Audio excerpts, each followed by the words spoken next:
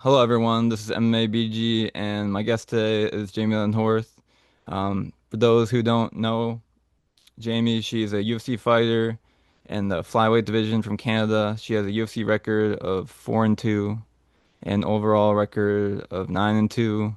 She's coming off a first round knockout win in her last fight, and her next fight will be against JJ Aldrich on April 18th in Winnipeg, Canada. So thank you for joining me today. How are you doing? I'm good, thank you. I'm just on my day off, so it's nice to just relax and have a little conversation and coffee and go for a dog walk in a little bit. That sounds like fun. I wanted to congratulate you on the big win in December. It was great seeing you win so dominantly. So how do you feel about that fight as well as going 2-0 in 2025? 2025 was a pretty good year for me. I feel, like I'm starting to get my feet a bit more settled in sort Hmm. of my new job and my new position in the UFC. It's a big step coming off the regional scene and moving into, the top dogs. And I think I underestimated sort of just my own confidence in that Hmm. and see myself. So I think that I've started to sort of settle in a little bit. And I think last year was a good showing for me. And I kind of got to show sort of who I was as a fighter when I first started. I was 5-0 and five finishes in my first Pro 5 fight. So it's nice to sort of get a little taste of that blood in the water and hopefully continue to build off that. Yeah, I agree. It was a great year for you. It felt like people doubted you going into the Bleda fight with you being the underdog and all. So as a fighter, does that underdog status give you extra motivation? I mean, I guess some people can use that for fuel to the fire. I mean, for me, I just don't really entertain myself with sort of the odds. Crazy things have happened, and to be honest, we weren't really sure what the odds were. Maybe the age Mm, gap, potentially, as I just turned 36 the other day. So sometimes people like to throw the old age number around, but mm, yeah, no, I don't really feel like that, unfortunately is a contributing factor to sort of my game plan. I have a really good mm, solid team on me and whatever the chips lay where they lie and just, all the work's done in preparation. So the odds can be whatever they choose. mm. Yeah, and with your next fight coming up, you'll be fighting JJ Aldrich, who is ranked number 14 right now in the flyweight division. And I think that is a very winnable matchup for you. Is getting ranked a big goal for you? Obviously that's sort of the game plan. I think for a lot of people, I mean, I think ultimately like everybody wants to be the best and Hmm. however you get there and for me I've always had this ladder sort of concept that I would just take one fight at a time and take one step on the ladder and I was offered this opportunity. So for us it's just another step on the ladder and in the right trajectory. So yeah, ultimately being in the top 15, being the top 10, top 5, those are all future goals and sort of we've always had the mentality that we would just say yes to everything we've ever been offered and that's sort of stayed true and actually it's been true since day one and here we are getting this opportunity and I think it's a really good opportunity for us and I think it's a great matchup. Hmm. So as a fighter, do you care where you fight? No, I mean, really, fight week's all about, preparation for weight Hmm. cut, media obligations. Like, there's so many behind the scene things that a lot of, people don't really see. So from Tuesday to Friday, it's work. So it doesn't really matter where you are. I mean, Hmm. it's nice to say you've been somewhere and you can get out and try some of the local cuisine, maybe on Saturday afternoon. But yeah, I mean, for me, I just like to do my job, and wherever that may be, that may be. Hmm. So do you like fighting in the Apex or do you like fighting in arenas better? The Apex has a sort of cool little thing to it. It was my first and my sixth fight were in the Apex. And, from my family and a fan perspective, I think it's an awesome venue. You can hear your coaches, you still have your pre-walkout song, your hype, you're all motivated and like the whole lead up to it's the same. Um, the energy from the crowd is something that's really hard to explain, but I feel as though like it's almost like choosing to fight wherever you like you were saying earlier, your previous question was Hmm. like Yeah. care where you fight. It's like yes, but no, you know what I mean? Like Hmm. I Yeah. like fighting in the Apex because I can hear my coaches. I like fighting in the Apex because it's in and out, it's super easy, clean process and Hmm. but I'll fight anywhere, and I do love the energy of the crowd, and I love, showcasing what us martial artists are doing in the ring there. Yeah, because I know, especially with your last fight, with how exciting it was, I thought, that would have been cool if it was like in Canada, to like, because I'm not sure if you said you had family who goes to Apex to see you fight. Yeah. Yeah. And some friends too. So like I have a Mm, crowd like when I fought in Edmonton in December 2024, um November 2024, I had like 70 people come out from here to there to come support me and mm, probably more that I just didn't even know about at the time. And I love it. I think it's awesome. And I know this fight coming up that I'll have a crew as well, maybe not as large, but I definitely have a good solid crew coming. And, I think it's to me like my community and my friends and my family is, mm, this is a big part of why I do what I do. I have such a wicked support system and giving my mom, my sisters a hug and a kiss right after I win my fight or right before I walk out is, mm. it's another feeling that is undescribable to most people. Yeah, that's awesome. I'm glad that you have that support system for you.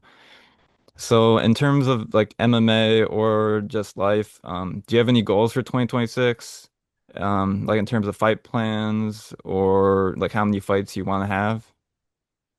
Yeah, I mean, as the time ticks, I think the opportunity to just fight as often as possible is something that I'm really pushing for, Mm, staying healthy, being prepared, game planning, all those things, contributing. I'd like to fight as often as possible. And, I've been able to fight two and sometimes three times in a year, and that's great. mm, If it's a short notice fight and it makes sense, then yeah, we'll take that as well. And I think sort of my goals this year are just to continuously build off of where I've been building and keep getting better and being a sponge to the sport and just growing my tool belt and my knowledge and experience inside the ring and out. And that being said, too, I seem to always fight November, December, and like I said, mm, I always fight and always say yes and all those things. But I do love hunting, and I'd really like to take a mm. month off in the hunting season this coming fall and get some time out in the woods and fill my freezer again. Okay, yeah, that sounds good. Um, so how did you get into MMA and becoming a fighter? I mean, it's a kind of a strange story. I never started doing Mm, martial arts until I was 23, 24. I was a soccer player. I kind of fell into it with, my partner that I have now. He, saw me as an athlete, invited me to come to the gym. mm. I had mutual friends and I was still in university playing soccer. And I went to the gym and they said, once you come, you'll never leave. And that's Yeah, true. And right. here I am Yeah. sitting here. And I started transition out of university soccer and I was using martial arts sort of as a cross training piece to support that with my footwork and my Mm, conditioning. And I started doing tournaments 5 months into training and I was very successful. And that's the ladder approach that we've taken since then is that I just kept taking little steps on the ladder and we're still climbing that ladder. So mm. So what martial art did you start with? kickboxing. Oh, At the okay. time, it was like an MMA sort of class, so we would do like kickboxing class, and then I started dabbling in a little bit of jujitsu. But it was Mm, kickboxing that I first started. It just came out naturally with the kicks and the powerful legs, so that was yeah. easy for me to kind of get into besides grappling. And my next question was you kind of just touched on it because I did hear that you play soccer. What position did you play? I was a striker, like pretty much 90% of my career, and one of my final years of university, in preseason, our backup goalie quit, and Mm, we made it all the way to provincials that year with our one goalie, and the last game of the season going into provincials, she got hurt. And just the nature of sort of my style as an athlete, being aggressive and competitive. Um, my coaches, I was definitely a goal scorer on the team and a hard worker. So it was kind of a weird step back, but they pulled me and asked if I would step up and be the goalie for going into provincial. So my time up front's transitioned to the back, and I ended up going to goalie mm. training 3 times a week leading up to provincials, and actually came in top three for goalies for provincials, which was kind of funny. Did you like that better than being a striker? No, I think just sitting back there and like it's almost like playing a video game. You're like kind of like, oh, come on, Mm, guys, do this, do that.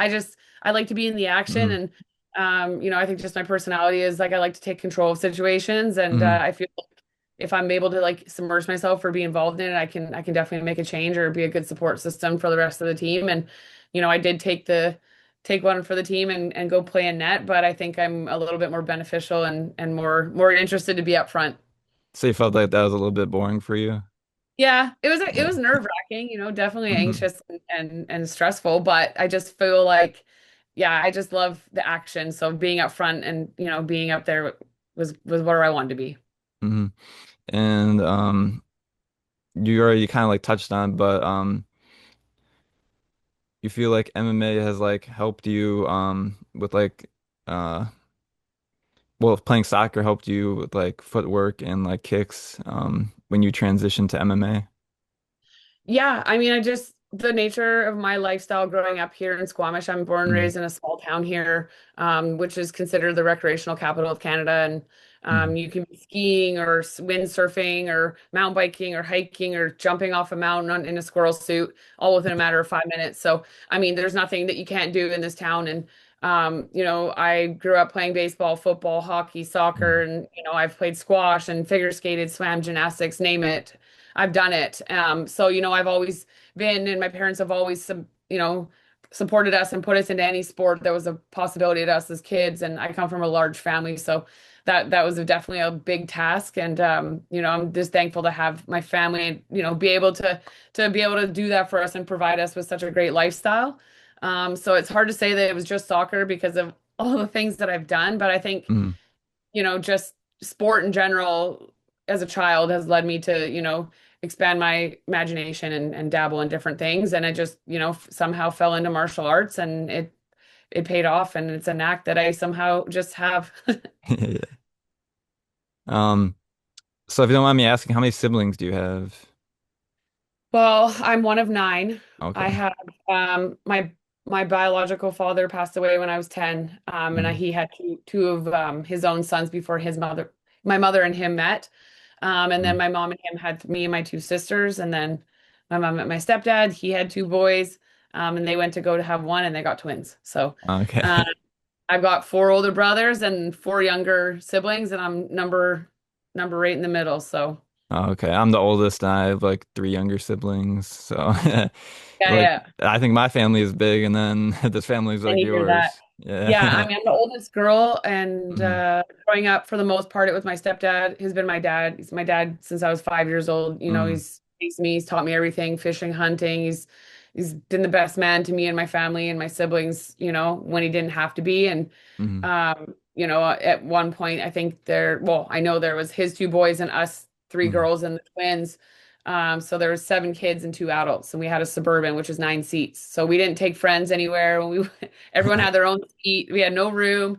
But I wouldn't change it for the world. I think I had such a great, unique opportunity to be raised with such a tight, close-knit, supportive family. And again, besides Squamish and the community and my friends, my family is, my best friends and my biggest supporters, and I wouldn't be doing Hmm. this without them.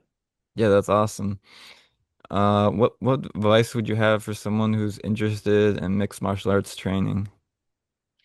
I mean, I just did a cool farmers market this last weekend, and there's so Mm, many young up and coming, athletes that had done martial arts and some that hadn't. And, my biggest advice is just to try things. You just never know. And, ask questions, like be annoying and, just yeah. stuff. Like you just got to go out and sort of put yourself into situations that make you feel uncomfortable and it's not forever. It could just be you go to a 1 hour class, you're like, I don't know if I want to do it, but it's 1 hour.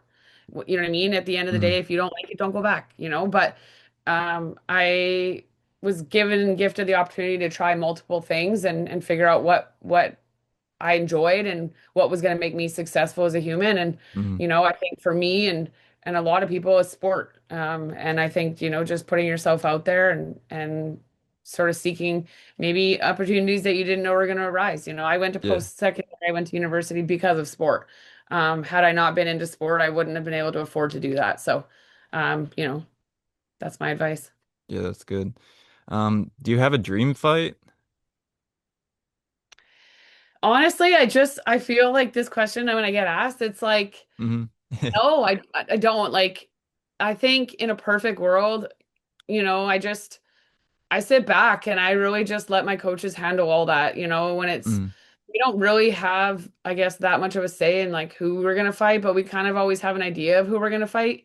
My Mm, coaches are always looking at the numbers and like, oh, this matchup or so and so. So they're pretty nerdy. Like my one coach has like three TVs and like two computers, and like he's got like bare knuckle boxing, boxing, kickboxing, like UFC, like whatever's going on, he's watching it all at once. And mm, he'll be studying like our opponents and like calling us and like talking to us for an hour about this person or that person. So I have such a cool team and dynamic. I've got like coaches for all areas of my sport, and they all work together as one team, but they're all their own thing. And I just let them do the work for me. You know, I just show mm. up like a blue collar worker, and I punch my time card and I do what I'm told. And I don't do that outside of fighting. I don't like to be told what to do, but Yeah. when I'm training, when I'm fighting, you know, I have a team, and I just do my job. Hmm. Do you have a favorite fighter to watch?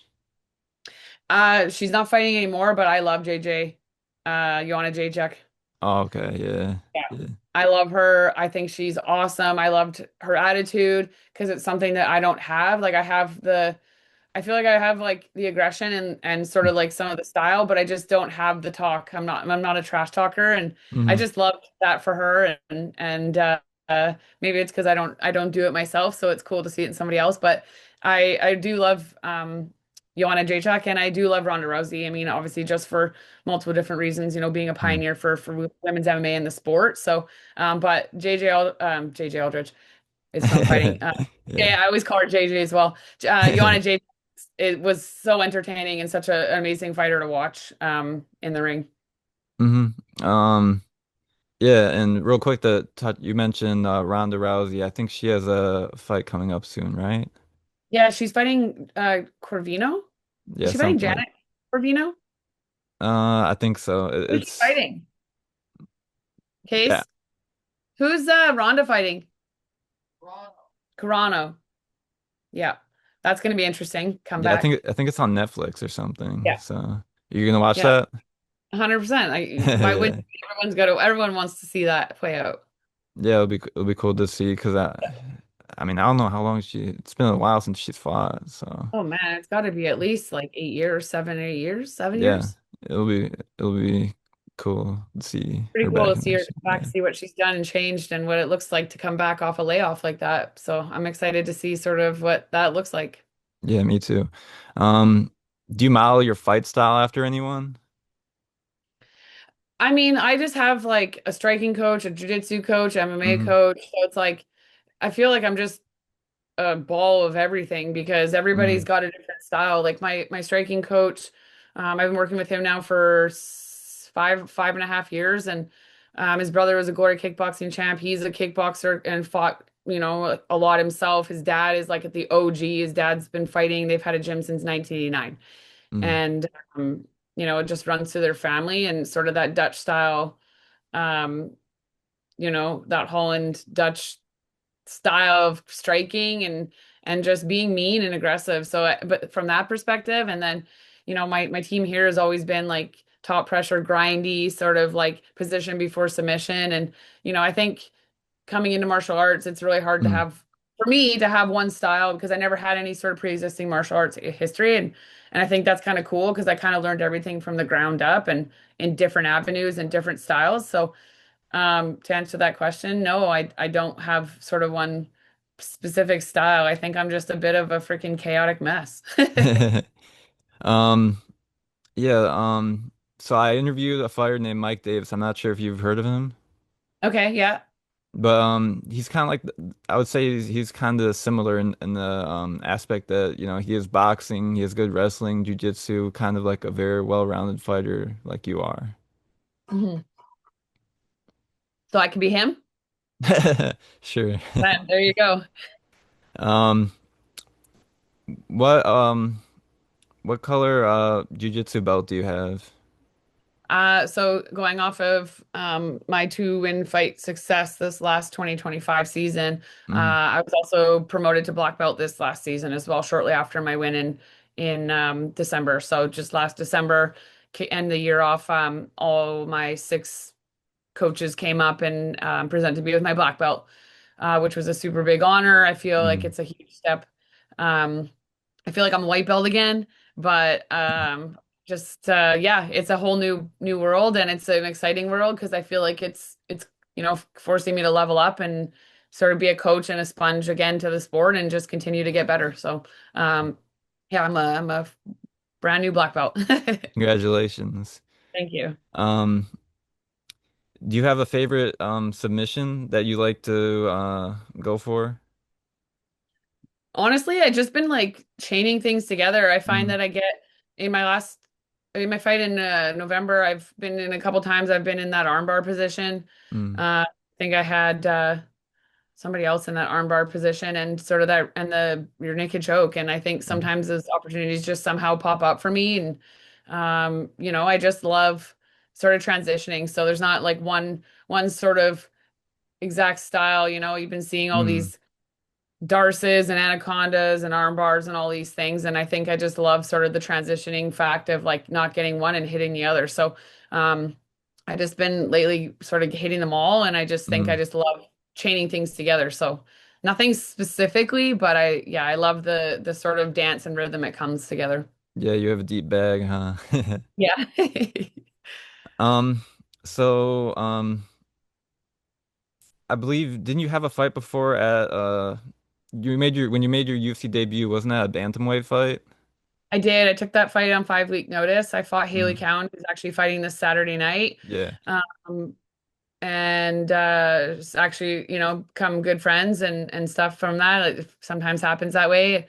We have a really good mutual friend who's also fighting Melissa Croden. She's fighting on the same card as me on April Mm, 18th.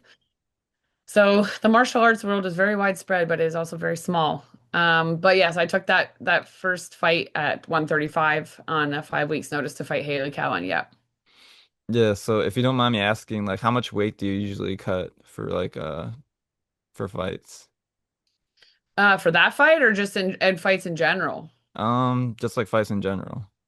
I mean, I walk around at about 145 to 148 pounds depending on the Okay. day. So anywhere from 20 to 28 pounds. Okay. Yeah. Um, and I have a question from Finz Chats. Yes, where you get your power from, and can we expect more finishes in the future? Yeah, I mean that's ultimately the plan. Mm. Hi Kat. My power sort of coincided and sort of built off of strength and conditioning. I Mm. have a really good coach here that we do a lot of testing with velocity and speed and bands and chains and all these. It's called a conjugate system. It's a different style of Mm. lifting. And with that, I definitely have built a lot of power and strength. And then, in conjunction with working with my striking coach over the last 5 years, started turning that into explosive, powerful strikes and just working hand in hand, like I was saying earlier, I have coaches for all aspects of my sport Mm. and the things that help support my sport, and they all work together. We have group chats, we have meetings, we all talk, and everybody's on the same schedule. So yeah, I would say it'd be my strength, conditioning, and my striking all put together, working together. Mm. And I'm not sure if you have kids, but would you want your kids becoming MMA fighters? I have two stepkids, Mm. and one was doing a bit of martial arts and yeah, the other one just wasn't really that interested in it Mm. and yeah, I'd love one day to have a child of my own, and I have nieces and nephews, and again they Mm. were all doing sports like soccer and baseball and hockey, and they have the opportunity to come to the gym, but maybe just right now they haven't fallen in love with it. So ultimately, yeah, I would love to have a child in martial arts. I don't know if I'd enjoy it too much because I know how stressful it could be, Yeah, yeah. weight cutting and just that as a parent. I know it's really hard on my mom to watch me go through some of the things that I go Mm. through. But my mom also loves to see me, succeed and work hard and all these things. So I guess it's just a personal choice. I think yes, Mm. I would, but I think I would have a hard time watching it Yeah, I think a lot of parents would. for sure. Mhm. Um, so what does like post UFC life look like for you? Do you want to coach, teach, or like open the gym, any of that? So right now I have a gym. My husband and I own a gym here in town. We've had Mm, the Sound Martial Arts. I've been a partner in that for 10 so years now. mm, So yeah, we do a lot of programs with the First Nations here. We have like a lot of connections with them. We have kids classes, adults classes. We do hockey dry land, so off ice training through our mm, gym. So I'm very much connected to the community. And like I've said it 1,000 times, it's definitely a big support system for me. And so I love sort of building back and giving back and Hmm. connecting any way I can in that capacity. As per working, yeah, working at the gym, doing things I can when I'm in fight camp. But I've always wanted to be a police officer. And as of late, I've really been interested in firefighting. And Hmm. um, I love sport nutrition, and I just think all those things go hand in hand. So I could see myself being a business owner of a gym while firefighting and, supporting kids and youth in the community as they continue to grow as athletes. Yeah, those are some great plans that you have. So now some more like hard questions. Most UFC fighters have tattoos, so I wanted to ask what your favorite one that you have is. I mean, um, I've got, my Mm, dog collection here. I really love animals. Um, they're like the biggest stress release that I could have, getting a mm, coffee and going for a walk. I live in the most beautiful place. I can be out in the woods in 30 seconds and sitting in the river and all these things. It's definitely a huge part of my day-to-day routine. So I'd say my pet tattoos. And then I have one that says my mom, and it's a stick person. yeah, I And see then it. I've got a bunch of matching tattoos with my sisters. And but I have three sisters Mm, and we all go and get pop-up tattoos together. So we have quite a few of the same or like same similar styles, and we call this our patch quilt arm. So like they'll have like an 80 or $100 pop-up mm, tattoo shop thing start, and we'll go and pick out some tattoos. So just adding little pieces here and there. And then I guess my besides my pet ones and my family ones, like this whole arm, I guess, is my sentimental piece, as I love chickens. mm. So I've got a fighting chicken on my elbow there. And if I had a better opportunity, I would show you around. But I love chickens, and my birthday was the other day, and I Oh, got gifted chicken things so happy birthday. much. There's my chicken hair clip. Uh, Um, yeah, chickens and chickens, family, and pets. There you go. Those are my okay. favorite tattoos. Um, what's your favorite travel destination? Ooh, someone asked me this the other day. Mm, I had a really good time going to Thailand.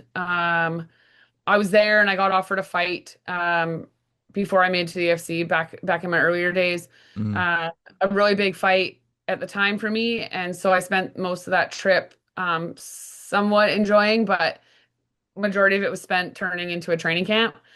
So I loved going to Thailand, but I don't think I experienced it in the way that I'd like to. I'd love to go back. But I really loved going to Mexico. I spent a lot of time down there a few years mm, ago with Peter Godinez in Guadalajara and training with Team Lobo.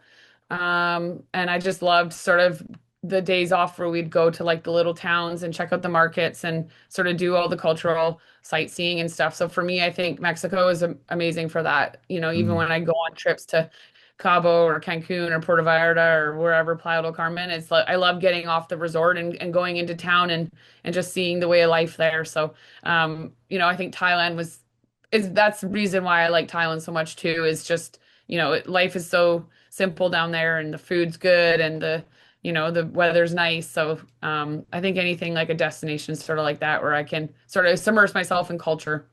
mm. I want to do like a just some quick ones too. What is your favorite food? Right now, hamburgers. Can't go wrong with those. Do you have a favorite movie? Step Brothers. Okay. And what TV shows or anime do you like? TV shows. So I just watched Bridgerton. I like movies and documentaries, but I just watched like Bridgerton and just things that I can just like I have a hard time relaxing. I like to do things. I like to be busy and active. Hmm. And so any type of document series or show where it's got multiple seasons and episodes, because it forces me to like lay down and like watch it, and that'll force me to relax. So I don't necessarily care too much about the genre as long as it's not horror, because I absolutely hate being scared. I don't like scary movies. Mm. Uh, Terrified. But yeah, so anything it's got volume to it, so it forces me to relax. Uh, have you have Paramount Plus? Yep. Okay. Have you seen Tracker? No. Okay. I just started watching that show about maybe a month or so ago. In short, it's about this guy who like finds missing people for a living. Um, if you're interested, I would probably recommend that one. Yeah, I'll write that down right now. Actually, Tracker, you said? Yeah. Okay, Tracker, Paramount Plus. Sweet. Thank you. I literally just finished Yeah. like before this, the other episodes I was watching on my last show, so I'm looking for a new one. Do you have a favorite music genre or artist? I love country music. My agent's really good friends with oh my gosh, I'm having brains. Zach Bryan. Okay. And we got the opportunity to get some tickets gifted to us. So I got to bring my three sisters and I, and we went and seen him live, and they gave us a bunch of swag. And I love country music. I was born and raised on it. Garth Mhm. Brooks is hands down my favorite country singer and just my favorite artist of all time. Because I would listen to Country Christmas by Garth Brooks in the middle of the summer driving to my grandma's house. So, born and raised on country music, but I'm not a snob. I will listen to pretty much any genre. Mhm.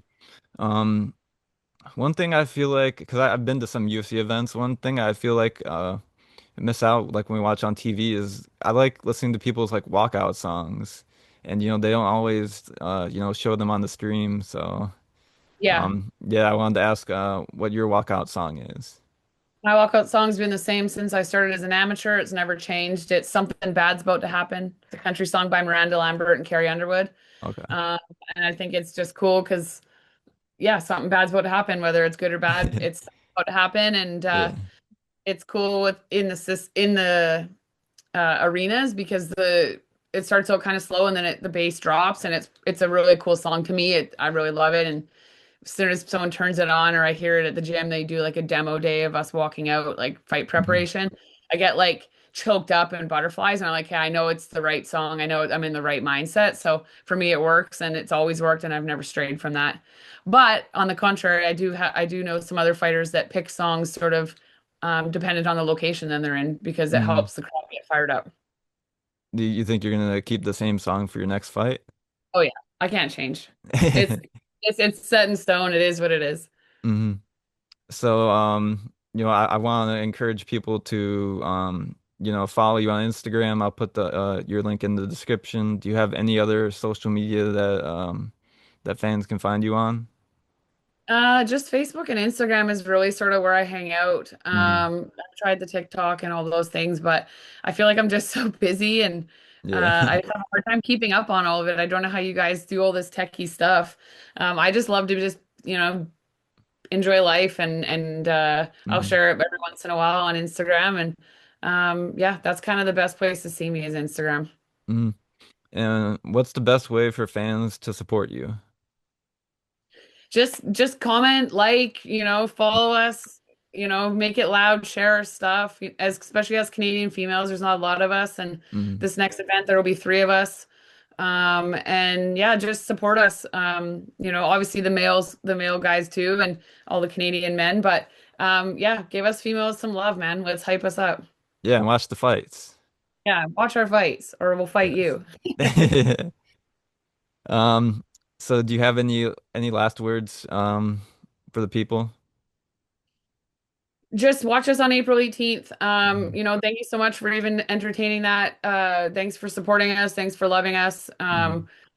Thanks for, Squamish, this the coolest town that I've ever been to, and just the community that we have here, and all the gyms and training partners that I've had through Fight Camp, and Mhm. just the best of luck to everybody that's on their endeavors. And if you ever have any questions, just send me a message. I love getting random messages and Mhm. requests, and yeah, anytime. Yeah, yeah, thank you for your time. I'm wishing the best for you with this upcoming fight and just going forward as well. And you're always welcome on the channel.